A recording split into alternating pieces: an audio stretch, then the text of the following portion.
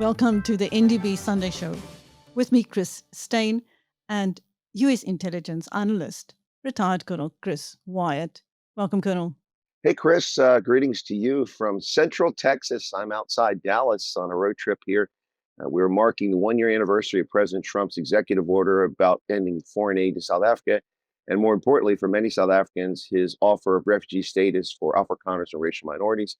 We had a big meet and greet yesterday. About 85 people showed up. There's about 250 plus South African refugees who've come to Texas. And from that, we had about 50 of the people that showed up were refugees. Now, bear in mind, a lot of these folks just got here, don't have transportation. This is exactly like living in Manhattan, where you can just jump on the streetcar. You need a car to get here. So it was pretty impressive that many people managed to get here. It was a pretty exciting event commemorating the one-year anniversary. Thank you, Chris. May we start with the testimony of police and political capture that we have heard at the Madlanga Commission and Parliament's ad hoc committee. What is your assessment? Well, Chris, I thought things were bad in South Africa. Bad things are happening, as was said by Trump and then mocked by Cyril Ramaphosa. But I mean, the depth of corruption that we're hearing about, and it appears to be credible. And there's all sorts of things. Witness D having been assassinated, Marius van der Merwe having murdered back in December. And now one of the accused or one of the suspected in this, who was involved in this, Viandre Pretorius, apparently in front of his partner, he's a police reservist, offed himself on Saturday over this investigation. This just gets worse and worse for the police. I mean, obviously there are honest police in the police force, and of the 178,000 people that work for SAPS, there must be a preponderance of good people. But the bad eggs and at the highest levels in the police force, this is heartbreaking. I mean, no wonder police don't respond. For years, the concern and the argument I've made is that, well, it's bad, but we have to understand that the police are being starved of resources. They may only have one bucky, but now we find out that the reason they have one bucky is because the other bucky is being loaned to gangsters, and they have no investigators because they're being starved of funds because it's being used to. It's the more we hear, the sadder this becomes. And all we keep hearing is that, well, now they're going to investigate these top 14 police. What do you mean investigate? That's what this whole commission has been doing. Why aren't there criminal charges being laid and people hiring defense attorneys? I mean, nothing ever happens. Now look, South Africa isn't exactly alone in this disease of not holding elites to account. America does it. The UK does it. Every country in the world has a bad habit of protecting the elites rather than prosecuting when they need to be prosecuted. Now, that's a general statement, but I think we can all point to many, many cases. I mean, I can just start talking about the whole long laundry list of corruption cases in South Africa. And where's the results? The Vrede dairy farm scandal, the asbestos tender in the Free State, Zandile Gumeda's 168 counts of corruption that we've been talking about for years, Jacob Zuma's 2.5-decade allegations and charges for corruption in the arms case, the travel gate, the oil gate, selling the state petroleum reserve and then paying a BE company money to hold their own oil, and then the PPE scandals, and it just goes on and on and on. And I think many South Africans just to become, I guess the word is inured to what's going on with the violence, but also what's going on with the police.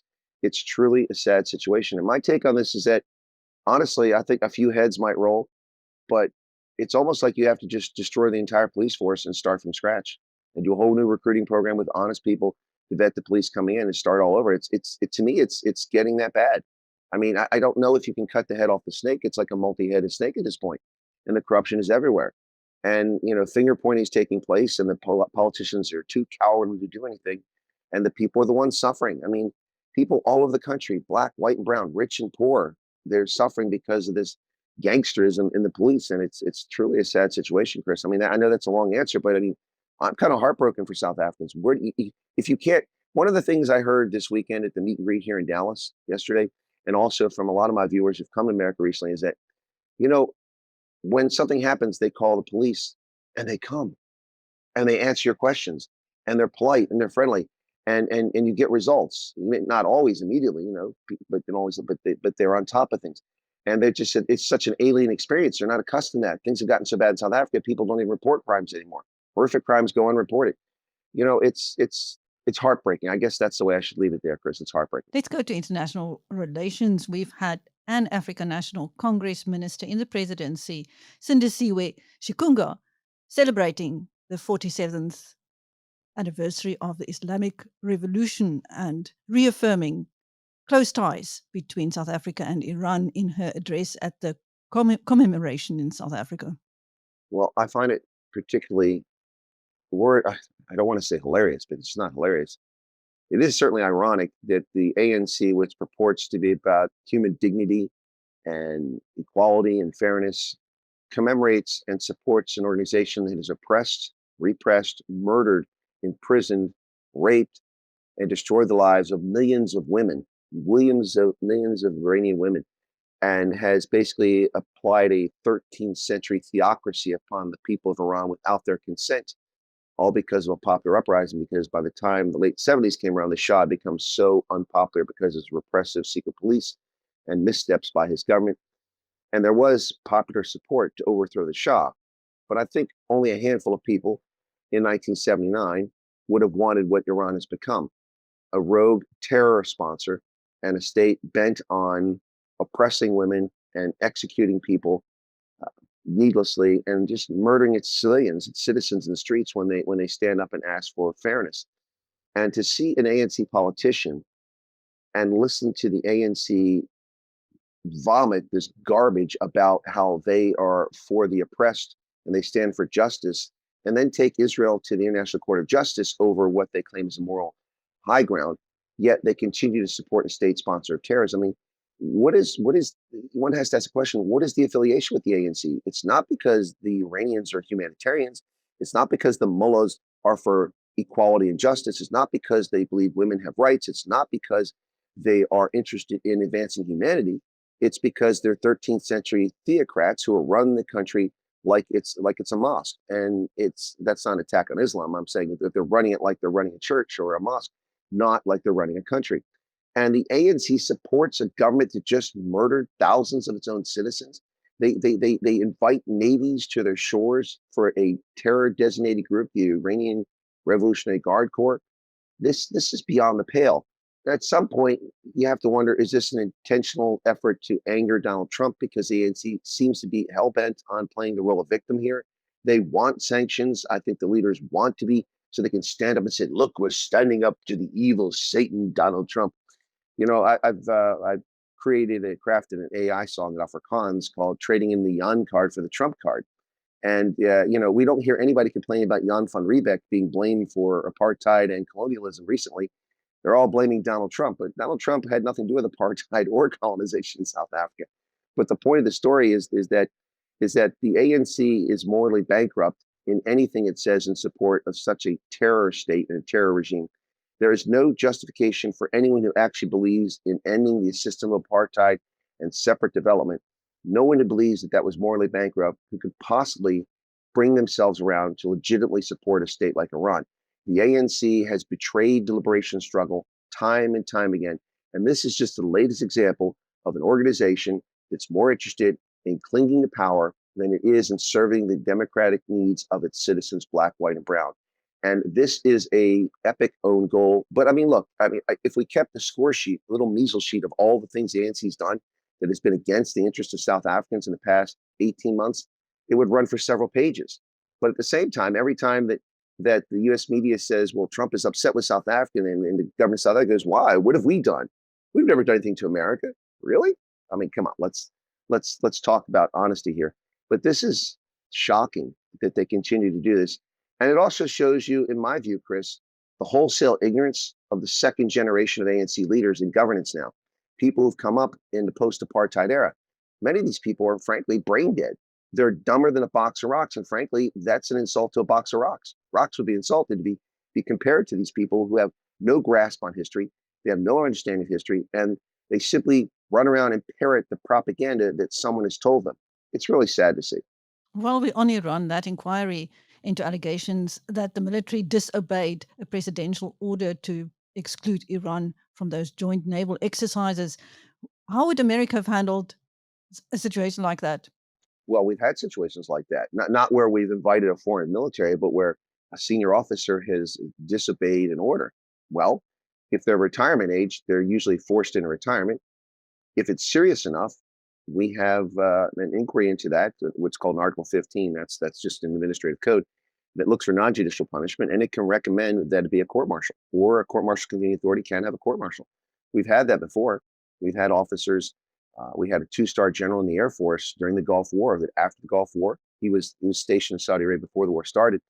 I actually knew him. I knew his son. I met him in Saudi Arabia. He was the first ever general officer in the U.S. Air Force court-martialed. He was court-martialed for purported fraud and also for disobeying orders. But we've had situations where officers did. Now, famously in America, we had, if you follow history, you had MacArthur, who disobeyed Truman. He was relieved in Korea, of the Korean War. He disobeyed what Truman told him to do and talked about the president, and he was cashiered. But we can prosecute him for that. But I mean, that's an interesting question about the military. I'm not entirely at this stage convinced that the military simply disobeyed the party. I think there's some covering up going on here. We need more information on this. And I have no confidence whatsoever that this commission will get it done, because we're told it's a 7-day commission. Well, 7-day window is come and gone. And then it convened, I think, a week ago now, but now it's saying it hasn't convened because they're not qualified. You can't have non-military members. The whole thing is a farce, quite frankly. But I'm more interested in why the commander of the South African National Defense Force can go to Iran and pledge loyalty and fealty to the Iranian terror forces publicly, and there's no sanctions. And then after the fact say, oh, the feckless defense minister, Minister 30%, Angela Check, who destroyed basic education, is now the defense minister. And after the fact, she shows just how weak she is by coming back and saying, oh, no, his trip was approved. They had no idea that he was doing this. And that is tantamount to me to an insurrection. Your military, your chief of your defense force going to a foreign state and practicing diplomacy without your consent, without your direction. This is a key tenet, a hallmark of civil control of the military. A genuine country, the military doesn't run the country. The civilians run the military, whether they like it or not. And that has been a strength of the United States, is that our military is controlled by civilians, whether we like it or not. I mean, there are times we're not happy about that. But if you want a safe society, you have to have a military that's subservient to civilian leadership. Now, hopefully you elect people that are competent. And in South Africa's case, you don't even get to elect the minister, they're appointed. You don't get to elect the president, they're appointed by parliament. So, I mean, it's a little different. But yeah, this is shocking. And I would like to see an investigation into the chief of the SANDF going to Iran. But that just gets brushed under the carpet. It's kind of like the Phala Phala thing. The parliament says the president didn't do anything wrong. Well, parliament can only talk about ethics violations in parliament. They can't talk about criminal charges of the criminal code and bringing $580,000 U.S. currency into the country. Where are the criminal investigation and charges into that? Money laundering. And what about the SARS? I don't know, Chris, do you have $580,000 in U.S. bills stuffed in your closet or under your couch? And if so, have you declared it to SARS and paid your taxes? I'm just curious. Inquiring minds would like to know. From one apparent cover-up to another apparent cover-up, I want to take you back a little bit to the Lady R, that Russian ship. According to some information from certain sources, the cargo was in fact South Africa manufactured proximity fuses for artillery. Now, when your former ambassador, Ruben Brigitte, apologized for the way in which he accused South Africa of sending arms to Russia, he did it very carefully. He didn't actually retract what he had said. What have you heard about the cargo, Colonel? That's a very good question, Chris. And just a full disclosure, so that there's nothing on the table here. I once worked for Ruben Brigitte. I was his senior military advisor when he's ambassador to the African Union. So I know him. I don't have a positive, negative attitude. I enjoyed working for him, but I'm being fully objective here. What people don't understand is Ruben Brigitte didn't exactly, go off the reservation when he did that. You have to understand that Ruben Brigitte is a political appointee, just like Brent Bozell is a political appointee. Historically, our ambassador to South Africa has been a political appointee. Someone rewarded for their connections or their contributions to the president getting in office, or someone that has sometimes a background. I mean, last time when Trump was president, he sent Lana Marks to South Africa. That was a disaster. But anyway, that's because he was friends with her. But in the case of Ruben Brigitte, he's a very political creature who has ultimately political goals. And I know Ruben Brigitte, he would not have just run out and done something on his own because it could harm or cripple his chances at political office in the future, or being an ambassador again, which is something that he covets. And there's nothing wrong with that. I'm not saying good or bad.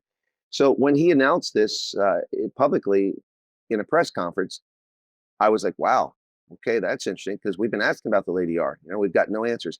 And what people don't pay attention to is that he didn't just come out the day after the ship docked in Cape Town, Simonstown. It was 5 months later. the US government had politely, diplomatically requested information, not just from Brigady, but from the State Department back in DC, gone to the South African embassy, asked for answers. Why is a Russian sanctioned defense contractor at Simonstown? This is not a good look. What's going on? We want to know. And of course, the Biden regime had a vested interest in Ukraine and the Ukrainian conflict. And so they were probably, carrying the water a bit because of that. So Brigady just didn't go crazy and just announce this. And as you said correctly, he kind of apologized for the way that he delivered the news, but not for delivering the news. And he and the US have never retracted their allegations. And that's because they were right. The bogus fake commission that was put together, that whitewashed the whole thing later, was only put together after public pressure built on the South African government, only after Brigady exposed it. For 5 months after the Lady R incident, the South African government dismissed all social media content and all requests from the public and media about the Lady R as if it was nobody's business. When Brigady announced this in the press, then they had to scramble. They had to appoint a commission, which whitewashed the whole story and claimed there was nothing to see here and moved on. But people have photographs of the BMWs from the special forces that were down there, all the way from Bloemfontein. They saw the cargo containers being lifted in the dead of night. What's the purpose of that? And at the time I said to the government of South Africa, I said, look, I'm not trying to tell you how to suck eggs here, but if I was running your propaganda in your public relations department, I would have said that, well, of course there were things loaded onto the ship. Every ship that comes into port refits, refuels, gets more medical supplies, gets more victuals, more food goes on the ship, and all these things. That's just a normal course of events. There's nothing to see here. But no. They simply ignored that, didn't point. That's an obvious truth that they could have told. And they messed around with this. So what's my take on this? I think that the truth is finally coming out, as it tends to do eventually. But the problem is that the South African government, who keeps claiming they've done nothing untoward, what happened here? And then I think the correct question here, Chris, is if indeed these were proximity fuses produced by the South African government or its defense industry, if they were coming from defense stocks, did the politicians know? Did the politician know about the Lady R? Because it raised a question about, did they know about the general going to Iran and pledging fealty and loyalty to the Iranians? Do they know about the naval exercise? And so this begins to raise a very serious question when you put these things together. And I'm not creating conspiracy theory here, because I've raised this issue before. Is the South African National Defense Force following civilian rule in South Africa? Do we have a serious concern about the future and safety and democracy of South Africa? I'm not saying there's anything like a coup in the offing, but this raises genuine questions, and the public has a right to know. People need to check into this situation. Quite frankly, I think the South Africans should be demanding answers about what the heck is going on with the leadership of SANDF, because they may be innocent in the three things I just said, and maybe they did nothing wrong, but the appearance of impropriety, the appearance of a threat is very genuine. And I think it's worth looking into. And look, people are going to comment and say, oh, he's talking about it. I'm not saying there's a coup. I'm not saying the military's gone rogue. What I'm saying is there's enough smoke there after all these incidents that we need serious external look at what's going on. Or we need honest politicians to come forward and tell us the truth. But the South African government is not going to be honest about this. They're going to obfuscate. They're going to try to misdirect and say there's nothing to see here, because that's what they always do when they're caught with their pants around their trousers, or their trousers around their knees. Well, meanwhile, President Cyril Ramaphosa has announced that South Africa will be withdrawing its peacekeeping troops from the Democratic Republic of Congo. Well, Chris, it's been 27 years, if I recall correctly, that the troops have been in the Congo. And we have to ask ourselves this question: what exactly have they accomplished? Is the Congo peaceful since the conflict that restarted in the early 1990s? Has peace returned? Are people better off? Is there democracy? Is there better health care? No. The answer to all those questions. The situation in South Africa, in the DRC, with the presence of South African National Defense Force, has not been improved. So what were they doing there all this time? We know for a fact, which is denied, but it's factual, the evidence is there, that the Namibian Defense Force and the Zimbabwe Defense Force deployed there years ago simply so that their generals could get access to minerals and get fabulously wealthy off of it. We've got the evidence of that. Never accused the South African generals of doing that, but we can credibly accuse South African troops in the past, not recently, but of running prostitution rings, human trafficking, selling weapons, selling drugs in the DRC. So set that aside. Those things happen with the military sometimes. But the question here is, what have they accomplished? I don't know that they've accomplished anything. How many lives have they saved? I don't know. How many South African soldiers lost their lives in the Congo in the past 27 years? And for what reason? What was accomplished? I think the public should demand an inquiry into why the SANDF spent 3 decades in the Congo. And what did South Africa gain from it?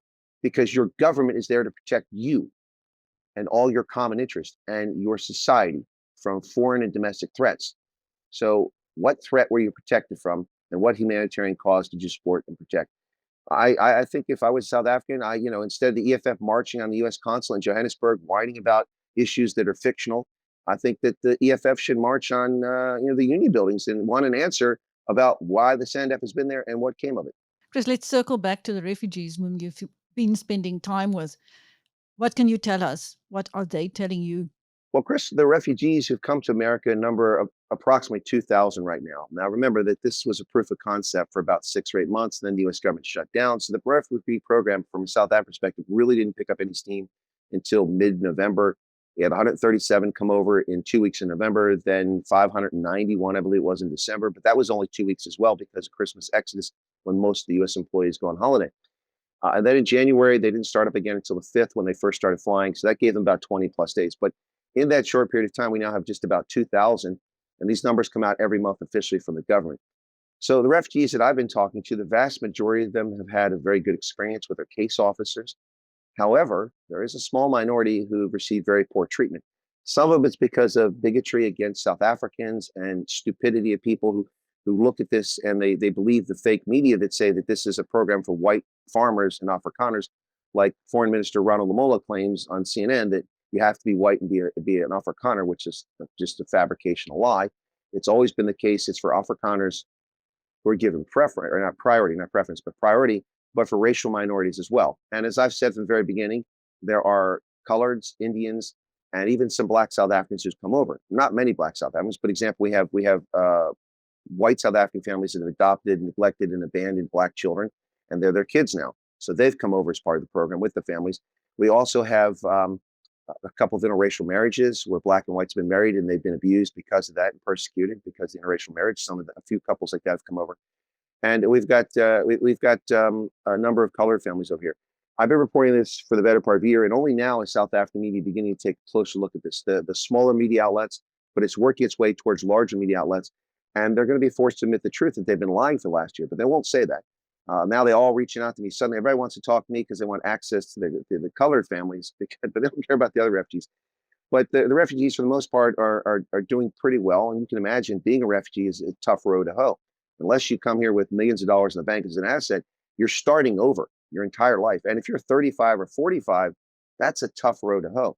I mean, if you're 22, you're just starting life out. It's not so hard. You don't have credit history in South Africa. You don't have assets. But if you have that in South Africa, you give it up. And many of these people have given it up. And I saw in Belofteland, the CakeNet documentary, which I appear in episode 5, that Kara Hotzenberg, who's a refugee in Twin Falls, Idaho, whom I visited, she talked about how President Ramaphosa called the refugees cowards. She said, fine, I'll wear that label. I'm a proud, living coward. My children are safe and can play out in the front yard without being murdered. Basically, that's my paraphrase on what she said. She said, call me a coward. I'm a proud coward, and I'm happy to be here. So most have had a good experience. A few are running into some difficulties related to the poor care of refugees from some agencies and some local offices. What I've determined, Chris, because I went and did an investigative effort up in Rochester, New York, is that this tends to be a lack of oversight, from my point of view, by these agencies who are large, multinational, and U.S.-wide agencies. And they'll have local offices where they're not paying attention to what's happening, and you get abuse from a few of these case officers. I don't think that it's everywhere. It's just been a small number of cases, but it's real. It's genuine. And it's not just South Africans, because South Africans, some of them think it's just towards them. But I mean, I spoke to an Afghan refugee in Rochester, New York, who told me that he arrived a year prior and that the case officer took him to a hotel in the dead of winter in Rochester, which is a very cold place, stuck him in a hotel, gave them no cash assistance, which they're required to give them by law, and no food, no cell phone, and came back a week later. I mean, this guy barely speaks English. He's got a wife and a 3-year-old kid. What are they supposed to do? So fortunately for him, he had a cousin that lived nearby who knew he was coming and made sure they had food for that week. But then the person told this refugee, this Afghan who barely speaks English, to go find the office to apply for food stamps. And of course, the refugee doesn't know what this office is. He goes there. Finally, someone gives him a ride. And the agency, the Department of Health and Human Services, says, what are you doing here? Well, I came to apply food stamps. We have to have an appointment. Okay, can I have an appointment? No, your case officer has to make the appointment. They have all the documents from the government. They're the ones. So then the worst part about this is an Afghan refugee who's a Muslim. He said to me, I was sitting in his car. He's been here a year now. He said, I asked my case officer, because I'm Muslim, do you know where we can buy halal food? Because it's not on every Pick and Pay, Checkers. We don't have halal food. It's not like in South Africa. And so fair question. And the case officer said, well, you people eat dog. Why do you need halal food?